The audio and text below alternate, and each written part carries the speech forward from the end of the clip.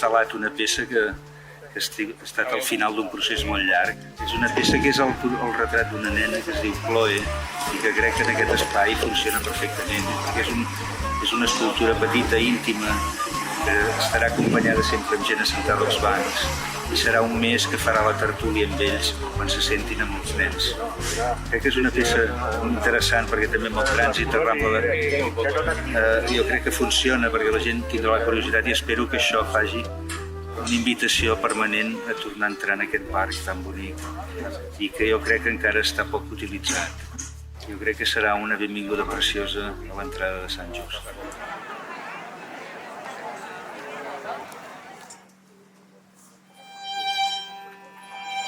Aquest parc de la Rambla de Sant Just Desvern, que des de fa uns dies té una nova inquilina que avui us presentarem.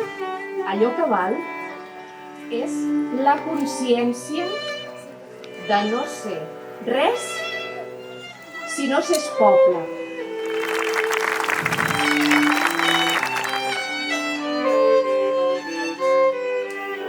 Hem de fer és que de manera col·lectiva hem de créixer com a persones i recolzar-nos a molts d'aquests artistes com el Jaume Plensa, que quan l'escoltem ens fan créixer, ens fan pensar. Sap que amb la música, la poesia i l'art som millors persones. Jo crec que aquesta és la gran aposta i la gran defensa que hem de fer com a ciutadans i ciutadanes d'aquest poble. Com a veí de Sant Just Desvern, Plensa té un immens afecte cap a aquesta ciutat, que també l'ha acollit i on també s'hi troba. I realment no m'imagino un lloc millor on tenir aquesta escultura que aquest fantàstic parc de la Rambla.